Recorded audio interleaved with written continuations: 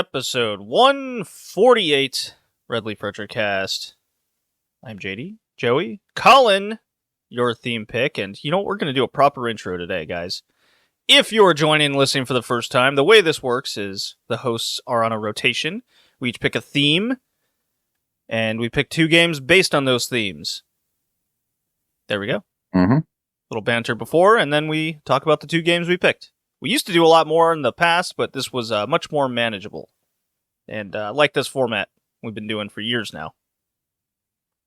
Indeed. So, Colin, what was your theme and why?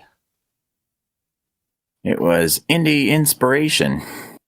Games that provided inspiration for either game mechanics or even story for more modern games. One you may not recognize, the other you'll definitely recognize. Yeah, very excited. I'm a big fan of both these games that were chosen today. Very much, I think we're on a little bit of a roll the last few months with some of the games we've been picking. I would say post-August. Yeah. Yeah, we had our fill of bad from one of my themes. Yeah, that was bad. Joey was so distraught with that episode, he just didn't show up. Did you have any thoughts over Sonic 06 and Devil May Cry 2, Joey? No. No, nothing. He just blocked them from his memory. Yeah, why would I ever think about those games again? Well, to answer questions like this. No, I'm not here to relive old trauma. Ah, but you could. But you could. Okay. Do you not think it would be therapeutic? Well, it's always therapeutic playing bad games from the past. Why would it not be? Okay. So, Thanksgiving is upon us in America, and there's a lot of sales ongoing. Anything strike your eyes or something you want to get, video game-wise, that's out there? I know I got my eye on one game. I literally have not had time to look at any of that these past couple of weeks because the yard waste season has kicked into full gear, and thus I'm taking on shifts on Saturdays and Mondays to keep up with it all. Hey, I contributed to that where I live. Yeah. And on top of that, those shifts during the week have gotten extremely long. Like 14 hours every single day. That's not an exaggeration. Yeah, I was putting in 11-hour shifts myself the last couple weeks. Very healthy to do after you come after a very bad illness. Yeah. Yeah, it's just... I'll probably be taking a little time to look at Black Friday sales once this is over. Well, you better hurry up, because it ends this week. But then there's Christmas sales, yay! As well, Cyber Monday sales. Yeah, you get all that going on. Cool. About yourself, Joey? No, I haven't looked at any games. Nothing? No. Guys are worthless. All right, I'll save the day here. Because I at least prepped for this very professional podcast that we do. Well, maybe if you told us the topics beforehand, we could know. What do you mean topics? It's very topical with the time of day. Yeah. So Target in particular has a lot of good sales going on. Maybe I would have looked at games if I knew we were going to discuss this. Well, you can look forward to getting such games as Sonic Superstars for $35 at Target. I don't think I'll look forward to that at all. But you could. And then there's also Kirby's Return to Dreamland Deluxe, $30. Assassin's Creed Mirage is already like $20 in places. That game did not do well. When did that come out? Is that this year? That was it came out in I think it was the end of August or something. Yeah. But the point I wanted to bring up is there's some store somewhere right now that are selling games at least 20% off, and that includes even brand new games like Mario RPG, which I was able to snag for $40 via a GameFly just pre-order deal with a Black Friday coupon. And I think Walmart is also doing the same deal, so they're out there, is what I'm saying. I wanted to get that out there for fans and fans alike. So there you go. Even Final Fantasy 16 is already $20 off at Target. So Target's like the best place I've seen so far. It's like Target is selling Miles Morales for $20. Exactly. There's and a the lot of Ultimate just good deals going Edition on. for $40. But the new game's not on sale.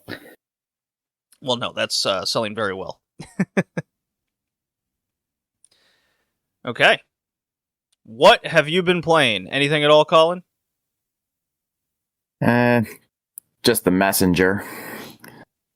And the only reason I've had time for that is when I'm on the toilet. I mean, I can play it on my Switch, so it's handy that way. So But, have you embarked on a strategy of eating nothing but like heavy meat and grain, so you're pooping for 30 minutes at a time? As if I have that kind of cash or time to cook. What do you mean? You could get like muesli and stuff, and that'll plug you up right, and you're just like, oh man, sorry boss, 30 minutes toilet session. It's coming.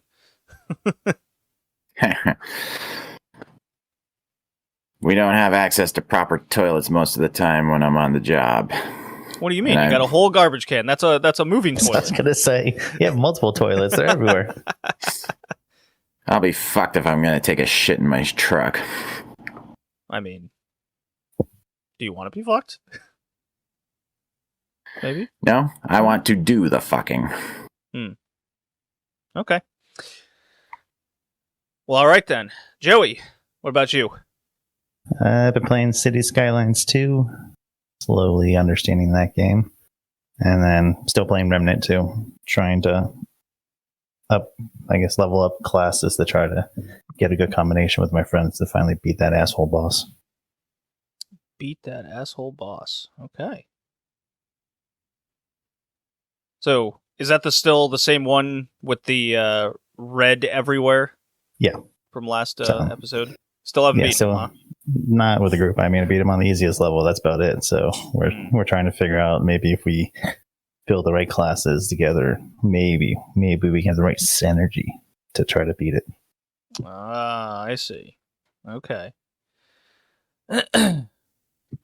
Well, besides the one game in particular for the podcast, which I ended up dedicating a few hours to, I got Mario RPG Remake this past Friday. Nice. Got a day of release, and you know, we covered that game back in 2020, part of the pandemic deal, and I think it just started actually. And now with the remake out, it just further reminded me how good the game was and is, and the pacing of it, I don't think I talked about. Maybe that has more to do with the remake version, where a lot of the slowness and kind of smoothest of the game is upgraded tremendously with the remake. I love the new map system.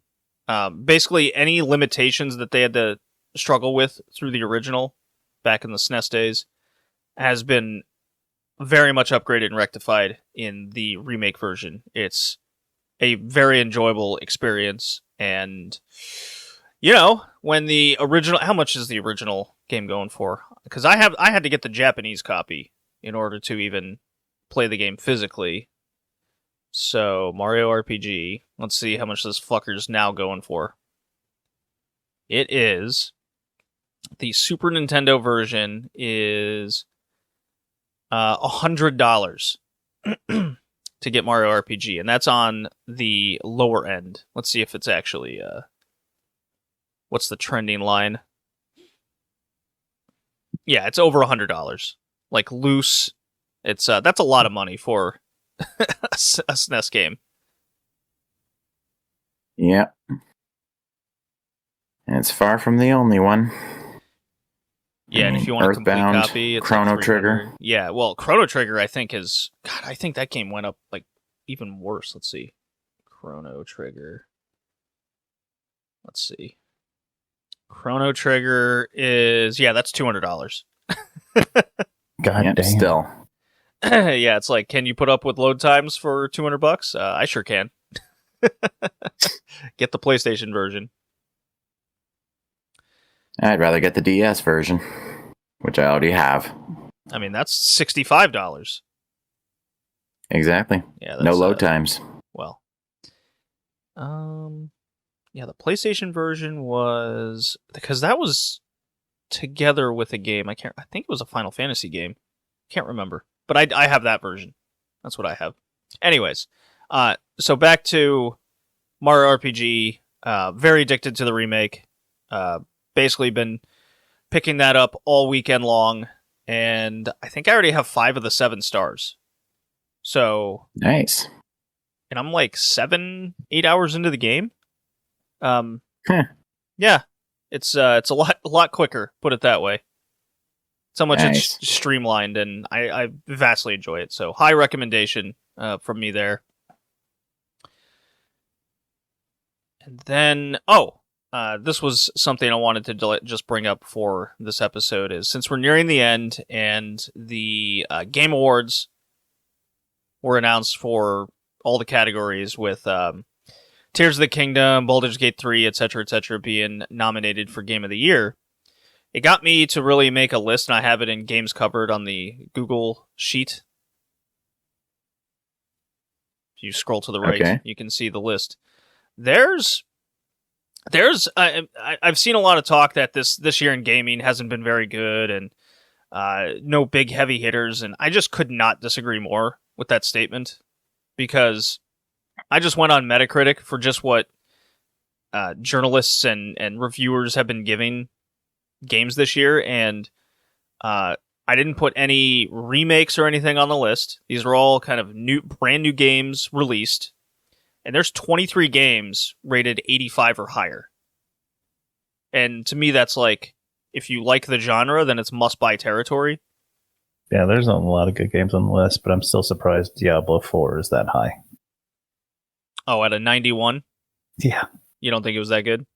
I don't think it's better than Spider-Man 2 or Dave the Diver. Dave the Diver being like a top 10 game of the year is fantastic. Honestly, that probably is my game of the year. Dave the Diver? Yeah, it's just amazing. They did they added more content a couple weeks ago, so they even updated it. Yeah, and then Bold is the games that I bought essentially on release day. And, you know, 3, 4, that's 6. So that's 6 titles that I've bought on day one, which I haven't bought that many, nowhere near that many day one games in years. So extremely strong year. Even the games that were like heavily anticipated, like Starfield, got an 86, and that's way low on the list comparatively. And that's still a very good score. Hogwarts Legacy came out this year. It did, right? It's like, oh wait, I forgot about that. Last year. I pre-ordered 2 of these games. So, What were they? Diablo 4 and Spider-Man 2. Okay. I completely forgot Alan Wake 2 came out last month. I gotta buy that today. And I'm still waiting for Sea of Stars to have a physical release, which apparently it will in January. Yeah, I might just. I think I'm just going to wait for the physical release at this point. And once I get through my 2023 log here that I've been doing, I'm going to concentrate on the 3 more indie titles at the start of next year, which would be Sea of Stars, Dave the Diver, and Pizza Tower. That's my focus. It's eventually going to get there. But I got to get in my head of like, what do I really, really, really want to play for 2024, and go through with it, and maybe have some different gaming goals in mind. But yeah, like 2023, I think has been a fantastic year for gaming. I think it's given us a lot of different genres and types of games to really sink your teeth into. And what's funny is when I was looking at the nominees for Game of the Year, I just couldn't help but think, I'm like, man, I don't know if Mario Wonder is that good. I have a very differing opinion on Tears of the Kingdom, even though I am very well aware of how well it's made. But I think games like Pikmin 4 and games like Dave the Diver that Joey has talked about have just been, and Sea of Stars have cleared a lot of the mainline games, at least in terms of like quality and engagement. Because even though I like Final Fantasy 16 as an example, I don't think it's like a Game of the Year like level nominee. I just don't think it's that good for a lot of the gameplay aspects. When, if you look at the list for Baldur's Gate 3, which I think is going to run away with Game of the Year this year, that's my gut feeling on it. It was just too well made and too popular to kind of lose that. It's just a different level of game, right? Yeah. I think even Marvel Spider-Man 2 is just a different level of game for a lot of fans. For sure. Yeah. Okay. Any further thoughts, guys? Nope. Nope. Okay. Well, I'm going to play a couple drops here. Because, Colin, you got me set up with one. I got to pull it back up. Then we can get to our games. Here we go. As it loads.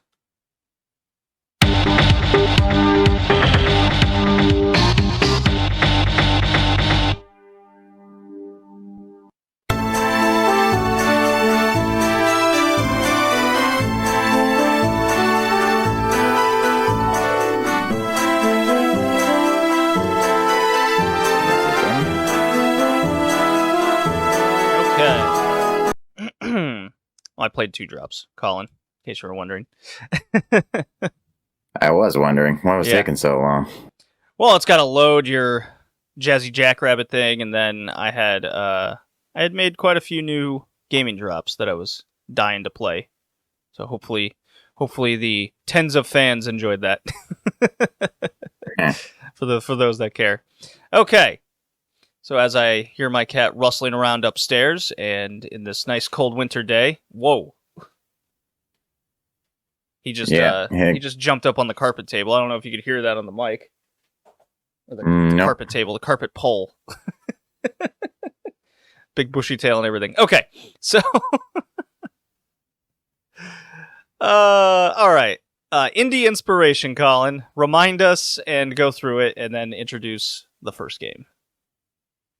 Is that mostly game mechanics, but I guess could also potentially be in story, although for these particular games I'm not sure. But yeah, just thought it'd be fun to see how older games have influenced newer games, and how at least one of these is still talked about to this day because of how well it's been made. So thought it'd be fun to talk about both of these. I mean, I got ideas for menu topics. What the hell? For menu theme topics. Men topics. Didn't we have a theme in the past where it was like manly man games or something? Yeah, that was also mine. This is what happens when I get. This is what happens when I get sleep deprived. It was just manly. That's what it was. Yeah. Okay, that's funny. That was a fun episode. But yeah. Yeah, let's get started. First game is Rocket Knight Adventures for Sega Genesis. Developed and published by Konami, which was a surprise to me. I would have thought this was a Treasure game. Treasure, Capcom, that was my initial guess, because I couldn't remember who made Rocket Knight Adventures. Yeah. It was released on Sega Genesis in Japan and North America on August 1993, and in the EU in September 1993. And I chose this one because at least one of its mechanics was used extensively in the game Freedom Planet, at least when you're playing as Lilac. Of course, I wouldn't have known that if not for some YouTube comments on one video I was watching that mentioned Rocket Knight Adventures by name.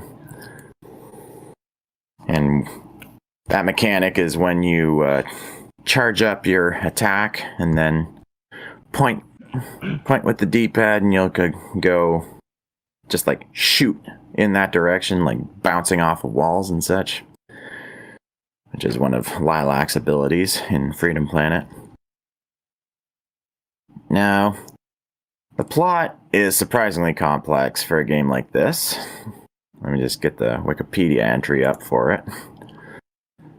It says, the first king of Zephyrus had led his clan to defeating an evil empire who had constructed a starship known as the Pig Star.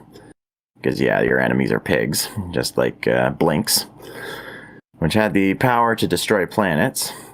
Knowing the Pig Star would be sought by the evil, the king had magically sealed the starship and protected the key to the seal by having it guarded and passed on by his royal family over the generations, and then forming an elite group of warriors known as the Rocket Knights to protect the kingdom. Around this time, an orphan named Sparkster was taken in by Mifune Sanjulo, a friend of the king and current leader of the Rocket Knights. And Sparkster was trained to become a Rocket Knight at an early age and would become the new leader after banishing Axel Gear from Zephyrus, who is apparently a corrupt Black Knight, for destroying Mifune.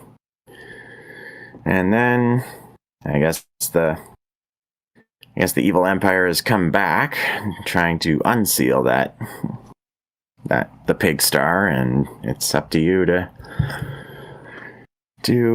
stop them. And along the way, Axel Gear kidnaps the princess, who knows the location to the key, of course. And many adventures and shenanigans ensue. That's really all you need to know. Okay. Now I find this one is a very fun game. It's a side-scrolling platformer where you're going side to side. Your main attack is swinging your sword that sends out like this projectile attack. It's like this. Think Guile's Sonic Boom attack, basically, from Street Fighter. Yeah, and then like I said, very apt comparison. Sure. Yeah. And like I said earlier, you also have the ability to charge up your attack meter, and then once it's full, point in a certain direction, and you'll shoot forward with your sword and just like plow through enemies or bounce off of walls to get up to hard to reach areas. And the game gets very creative with how it does things, just like how to traverse the environments and all the different enemies you come across. And I didn't have time to play more than like half an hour to an hour of this game, but what I did you played play like half the game. Yeah. The game is shockingly short. So I did beat this. I am very much in love with Rocket Knight Adventures. It's one of my favorite Genesis games that I own. And I died a few times, had it on normal difficulty, and then I just pumped it down to easy. I restarted, pumped it down to easy when I got into flow, because I just wanted to get through a lot of the stages and just have fun playing it. And you get more continues that way, which is nice. So there's only 7 stages. 7? 7. I think there's 7. 8 if you count. I'm just surprised the game from this time actually has like difficulty levels. Usually platforms like this, like, get good kid, go fuck yourself. Yeah, one difficulty level, or in the terms of Mega Man, where it's like American difficulty and Japanese difficulty. This one at least had the third option, which was easy mode. It's not that different than normal. It really isn't. It just gives you a few more continues. That's it. It's the very hard Crazy Japan mode where I don't think you get any continues. You just get 3 lives. I think that's how that works. I don't even bother with that. But when it comes to Rocket Knight, I think once you get the mechanics down, especially at least in my sense of gaming, I got into a flow of how the rocket pack worked, which is very important, and then switching between the spin attack and the rocket pack. So the rocket pack you can use to traverse an environment quickly or go through up and down level stages. And when you want to face certain enemies that give you a hard time, you can hold down the attack button and then you can move. So you spin in place, and that gives you like 2, 3, 4 attacks in one. Mastering that gets you to master the game, and then just basic platforming stuff where, of course, there's pits and spikes and stuff that'll kill you immediately. Avoid that. Huh. Boss battles are super great. I didn't know this, so when I was reading up on the game more, this is from the same people that made Contra. So I was like, oh, so that's... Hello, kitty cat. Jesus. Am I still here?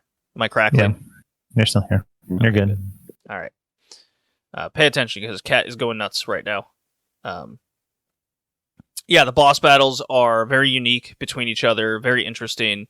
So, and that's one of my favorite things about the Contra franchise is the boss battles and being just these big ass enemies on the screen. There's a robotic element to the game as well. So you definitely see a lot of crossover. And I'm like, oh, okay, when I read that, I go, that makes total sense. And no wonder this is kind of up my alley. I have a lot of fondness for Rocket Knight Adventures. And man, it's just one of those games where I wish if I had a Genesis as a kid, this would have been kind of a childhood favorite. Like, without question. Yeah, for sure. If I had the console, I probably would have gotten this game. This is the first I've ever heard of this game. This is the first time? Yep. Oh, wow. Okay. Same. Wow. All right. This is exciting. All right. Well, then give me many opinions, Joey and Colin. Give me many more. Well, I liked it. I mean, it felt like, even though it's at the era where everything's a platformer, this thing is unique with the rocket and the attack. So, and I will point out the background has more color than the other game. So that's all I'm going to say about that.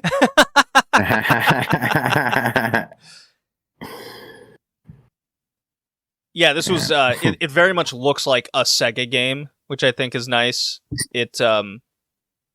I wish there was direct sequels to this instead of just offshoots. That's called Sparkster.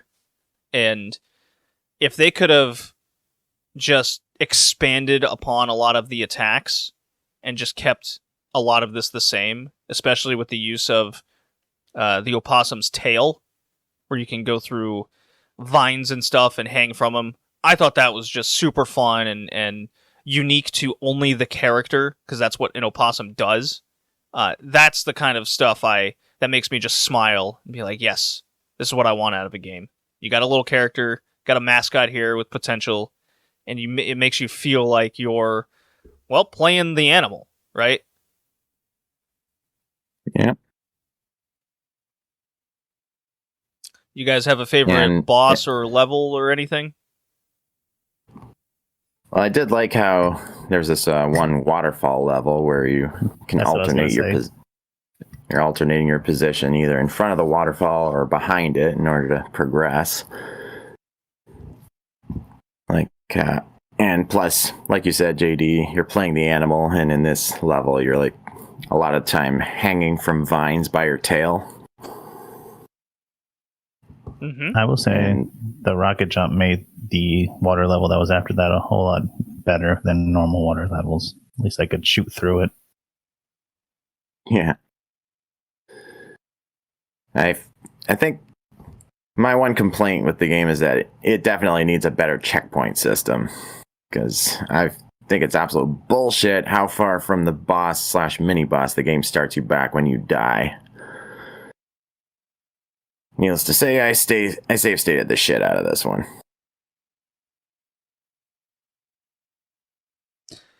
I didn't need to save state it because, well, I mean, I've played this game a lot, so a lot of it's muscle memory at this point. But I have to reiterate, once you get the mechanics down, it plays so smooth, and that's how a game should be. You learn the mechanics, you get practice at it, and then you just get better as the game goes on. That's a natural progression of skill, and that's what makes this game made so well. And the fact that you can beat it in 2, 3, 4 hours, depending on your difficulty. But because there isn't an infinite continue system, that does lead to some save states coming. Yeah. Yeah, and that's why you can't really play it for... I mean, if it takes you longer than, I would say, 3 hours to beat it, then obviously you've restarted the game, a time or two. Yep. So.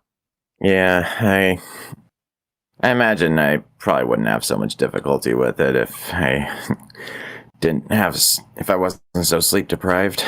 I'm going to be saying that a lot this cast. But it's true. There's only one day a week I can get more than 5 hours of sleep at night. How much is Sparkster on the Genesis? Let's see. I imagine it's more rare. Yeah, it's $100. That's why. The Super Nintendo is different. It's $162. Well, there you go. Because that is the direct sequel, but it feels more like... or is the Super Nintendo the spin-off? I don't remember. Let me see. What does the wiki say? Legacy... Yeah, it says a SNES version was planned but never released.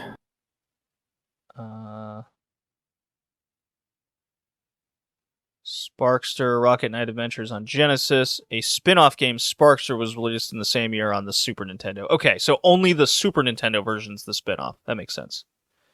Actually, it doesn't make sense. Why would you... Anyways, whatever. Okay. Lots of... maybe this is an early 90s things, but lots of just robotic parts making things stronger. You see a lot of that in the Sonic franchise. See it in Contra. See it in this game, where the stronger enemies have robot parts. Were we just robot happy in the early 90s? I think so. I think so, too. Yeah. Yeah. I'm getting bombarded with messages this morning. If you can hear my phone going off, it's because AEW had a bad pay-per-view last night. Yeah. And people are letting me know they...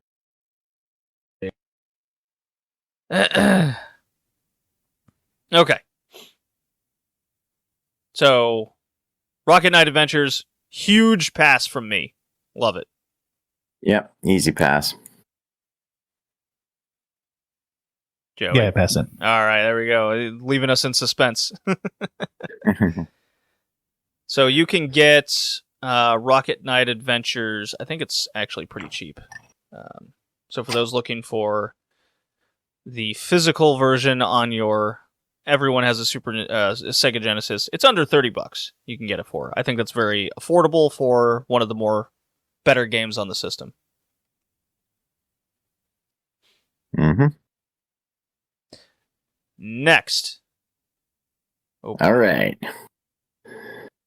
The big one of the cast, pun totally intended. From 1993 to almost 2005. A little over 10 years later. Yeah. It is Shadow of the Colossus on PlayStation 2. Developed by Japan Studio and Team Ico, and published by Sony Computer Entertainment. Released on PlayStation 2 in North America on October 18th, 2005. In Japan on October 27th, 2005. In Australia on February 16th, 2006. And in the EU on February 17th, 2006. And I've beaten this one before on PS2, but for the cast, I played the HD PS4 version.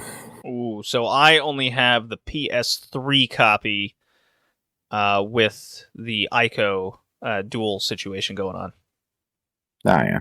Yeah. That works, too. And that is because this game came out when I was living in Germany, and I had just no idea. I was completely out of the loop when the game came out. When I came back, a friend of mine had it, and we're playing it. I'm like, when did this happen? Because I remember Ico when that came out, and I wasn't like all that interested in it. I was way more into action and sports games, and Ico kind of... I remember Ico in magazines, and then Shadow of the Colossus just totally passed me by. It was just I had no clue.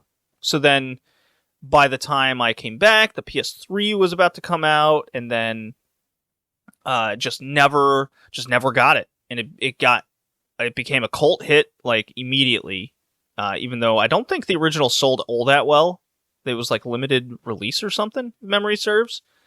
So essentially I had to wait because used copies just like didn't exist that I could find in Texas. So I ended up waiting until the re-release on PS3 happened, and that's how I played it. And I played it in Arkansas over a weekend visiting my brother at college during that time. And what an experience. And I boosted it up again for this podcast, got through the first 5 Colossi, and it still is just... It's an experience of a game. Yeah. Yeah, I chose this one because its gameplay is a direct inspiration for the gameplay of Pray for the Gods, among others, I'm sure. Yeah, I mean, game I supported on Patreon, yeah. Or not Patreon, crowdfunding. Kickstarter? Yeah, Kickstarter. Yeah, it seems to be a pretty influential game overall, and it's still talked about to this day. Now, the plot is as follows.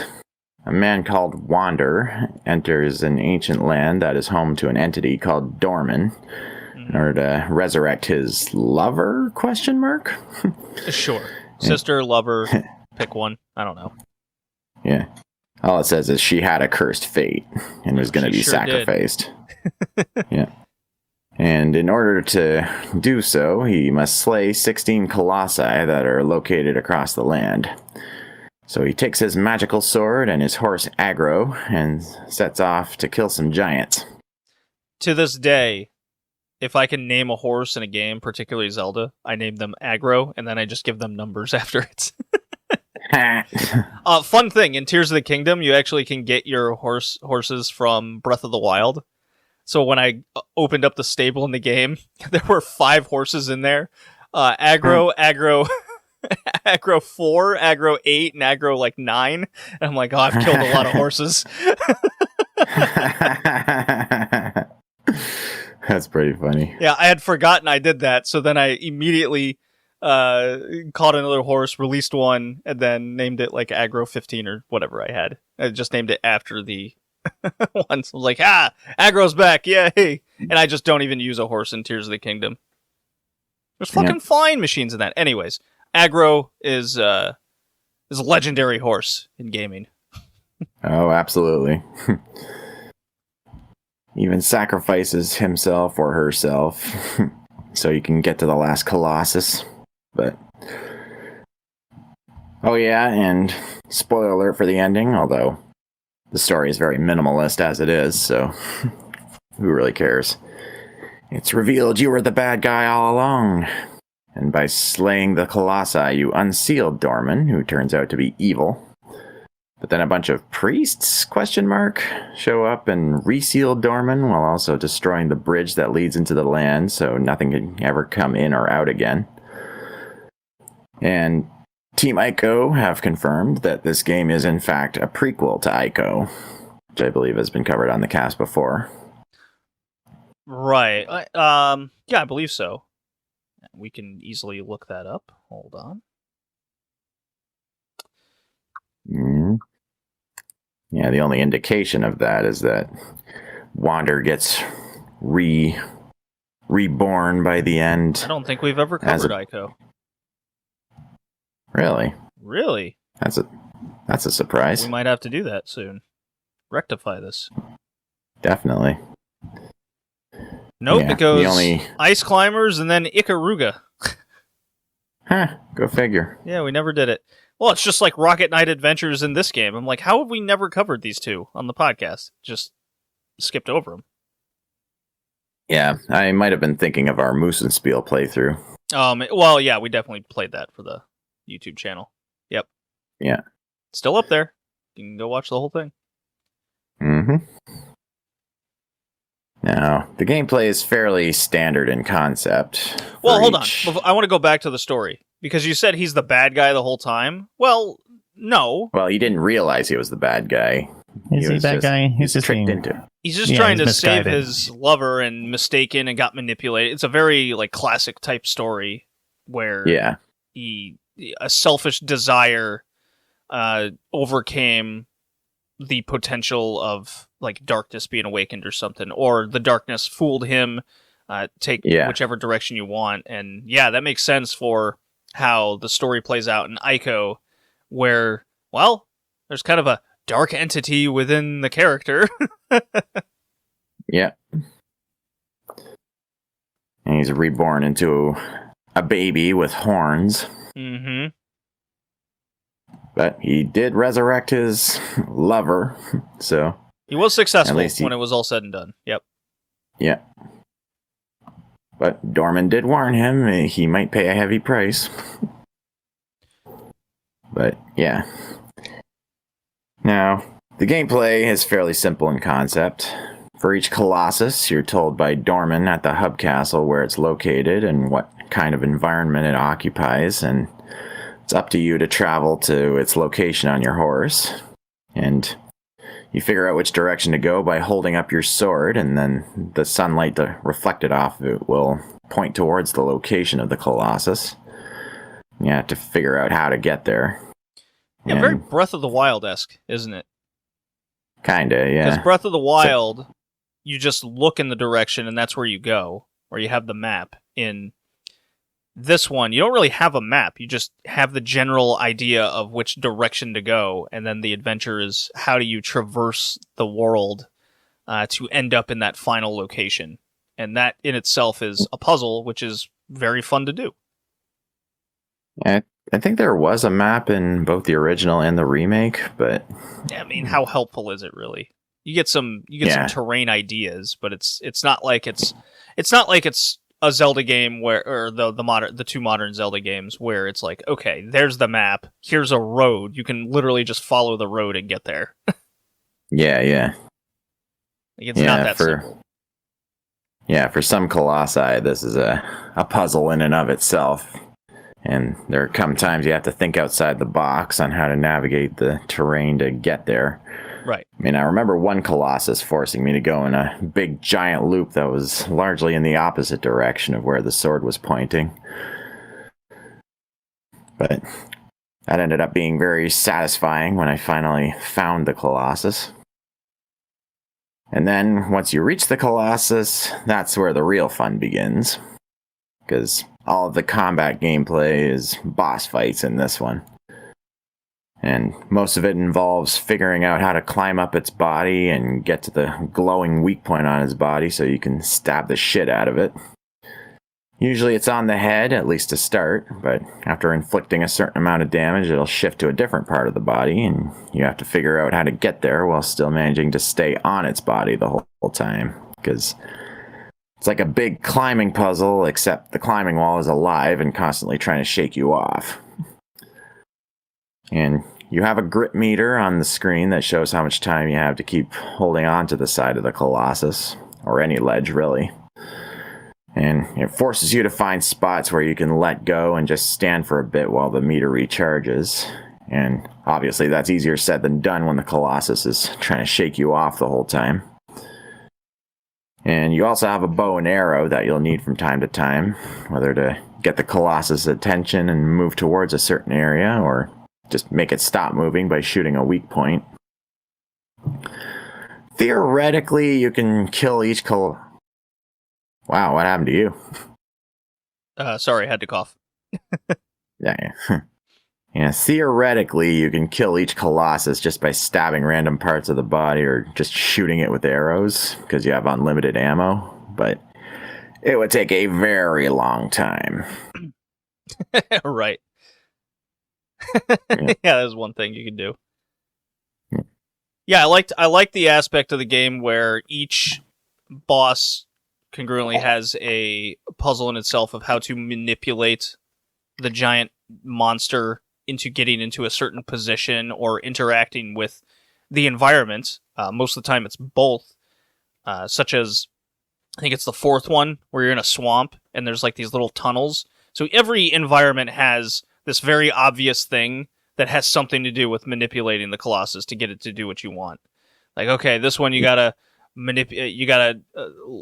get it to lower its head and peek into the tunnel, and then you can wrap around to the other side, then you can leap on them, kind of deal. And it gets a little bit more complicated as you go through. I remember there's this like turtle with geysers that can flip it over, and you got to do it that way. Very cool. It's everything feels very unique from each other. Nothing feels repeated. Yeah, every single boss fight is different. And the gameplay itself is smooth as butter for the most part. On foot, the movement and camera controls are very responsive, and when you're climbing Colossus, it feels super realistic when you're being shaken around and trying desperately to hold on while your body ragdolls all over the place. I found the horseback riding to be a little bit of a chore, since you have to constantly hit triangle to maintain speed, and turning could be a bit stiff at times. But the graphics and environments are absolutely gorgeous, and the HD version makes it even better. Plus this fantastic soundtrack. Basically everything about it has such an epically huge feel to it. I'm amazed the PS2 had these kinds of capabilities way back when. In fact, the whole aesthetic overall kind of gives me Lord of the Rings vibes. Would you agree? Joey? I don't know. Everything is brown and green. I take it that's a big critique for you. Yeah, I'm going to go against green. I didn't like this game. Wow, okay. Is it just boring to you or what? Yeah, it's boring. I mean, nothing really nice to look at. The gameplay's okay. It's just not for me. Blasphemy. Okay, I mean, the color scheme has a lot to be left desired for sure. That's a big, like, everything's just desert brown and sepia and gray, black. If you put the whole game in grayscale, I think nothing would truly change. Oh well. What was everyone's favorite Colossus to fight? Oh, let's see. I'm thinking it certainly wasn't the tiny little armadillo guy that like runs into walls. He was probably my least favorite in the game. I think one of the more famous ones is, I think it's the third one, where he's like super tall and he's got the sword and he barrels it down. Yeah. That's a very memorable one. That's the one on the cover for most titles. Pretty cool. Yeah, I've actually got a fan art of that fight up on my wall in my apartment. It looks super cool. Oh, you mentioned fan art. There was a Black Friday deal on some like fan poster site, and I got. Oh. I've been dying for this. I got a Tomb Raider poster and a Horizon Zero Dawn poster. I've been dying to have those on my wall here. So you gotta send me the link. Yeah, okay, yeah. It's on a very Chinese type site. That's awesome. Oh, yeah. Yeah, but anyways, we'll see if it pans out. If at worst, I'll spend $1. And I won't get my money back. But anyways, favorite Colossus. I have to remind myself of Colossi post 5. Let's see. List of... Here, I'll stall for time. I'll start talking about mine. I think mine was the big flying snake, which requires you to do some horseback riding in order to shoot the big glowing air sacs that keep it in the air. Right, it's got the lightning attacks. I remember that one. Yeah. And then you got to jump off your horse onto its wings to climb onto its back and look for the weak spot. It's just a really exciting fight overall because you're constantly on the move. It's just so exciting when you're high in the air, going really fast, and then trying hard not to get blown off by the air or the wind or fall off when it does a barrel roll. It's just a really, really fun time overall. I remember the first time I played, I had a hard time figuring out how to deal with the sand snake, where it's like the sandworms from Dune, just chasing you underneath the sand, and then it took me a while to figure out that once it raises its head enough to expose its eyes, that's when you shoot it with an arrow. Then that'll cause it to run into a rock pillar, and then that's when you can jump on and start stabbing the weak point. And I did kind of like the water boss, because I always kind of have a weakness for bosses where it's under the water, you don't know where it is, and you're in sort of a Jaws-like situation, waiting for it to pop out at any moment. Although that one's easier to spot because it has like 3 electrical spikes on its back that are constantly glowing and crackling. Let's see here. Yeah, I'm seeing all these back again. There's the fire lizard, the one that goes under the sand, and you're on your horse and you look back and its eyes are popping out. I really like that one. Yeah. Yeah, I'm looking at bosses ranked, and the third really tall one was ranked number 1. Oh yeah. Yeah. Number 2 was the stone bird. Where you're flying in the... Okay, yeah, with the water, and it'll drop you in, yeah. I think... God, that's a tough choice. The one in the temple, I didn't really like, comparatively. You know what? I think mine would probably be either the turtle one, or the... God, the water one was good. The temple one was unique, where it's like a physical temple that's walking. Is that the final one? No. No, the final one stays in one spot. The one that's sticking out to me, I'll probably change my mind if I play through the game again, is the like giant gorilla one, where there's bridges and stuff, and you're going across. It's more like one giant environmental puzzle.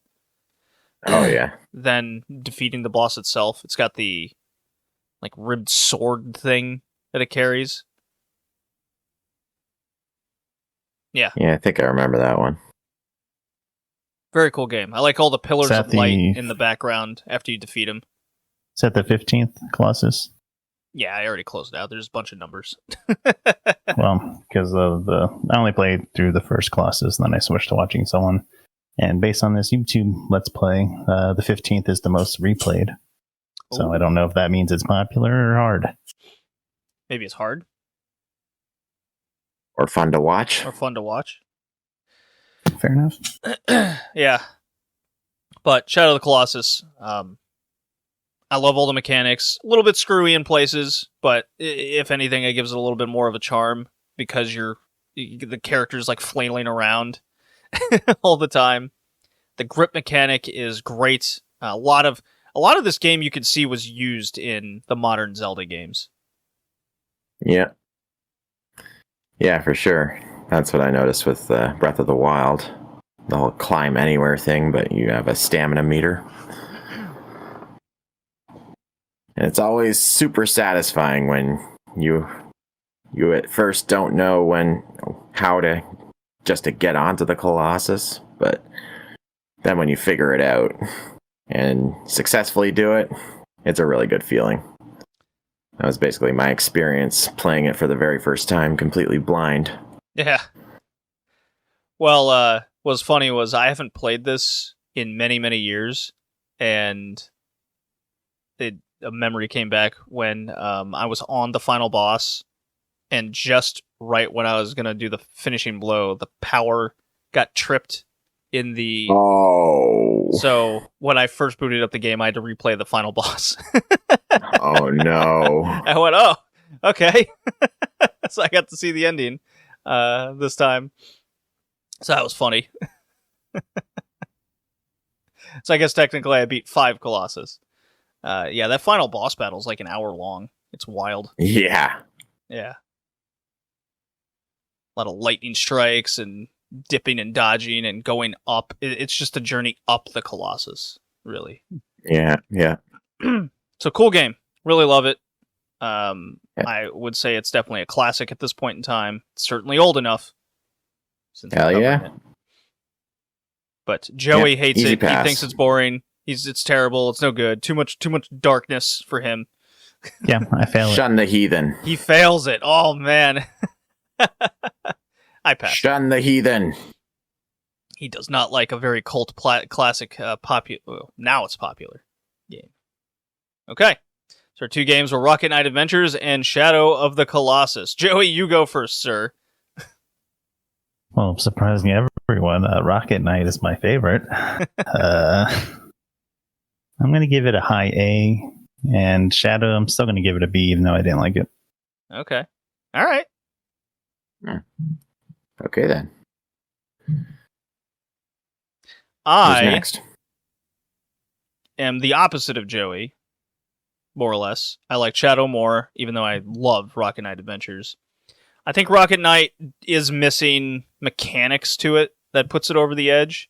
So I'm at like a high B, low A situation. I'll go with a B. And Colossus, I'm going S. I'm just straight up giving it the highest mark that I could.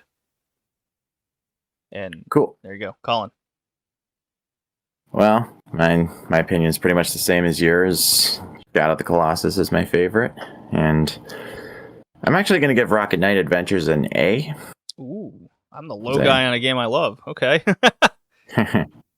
And Shadow, same as you, I'm giving it an S.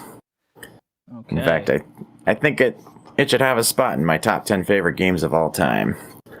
Just not sure which one. Well, we're at a conundrum, so that comes up to like a high A for Shadow of the Colossus. Are we just gonna ignore Joey and his poo-poo-ness of the game and just give it an S? Well, between your S and his B, it averages to an A, and then my rating tips it into S territory, right, I'd say. We're gonna round up. Hell yeah. A++, that's an S. Okay. Joey, your theme pick is next. What is it? Toys. It's very Christmas oriented, isn't it? Sure, I'll go with that. Yeah. Awesome. St. Nicholas Day is just a few days later. I like it. So for the last episode of the year, we're doing a theme called A Look Back. We're going to pick 4 games from 2017. That was the very first year of the podcast. We're going to have each host pick a game that we covered in 2017. And this is before Colin and Joey joined the podcast. So they haven't played these. We haven't heard their opinions on it. And then we're going to have a cast consensus pick from a game from 2017. So we're doing something special to end the year. That's something to look forward to. So toys and then a look back. Hope you guys enjoyed the episode. See you next time. Bye. Bye now.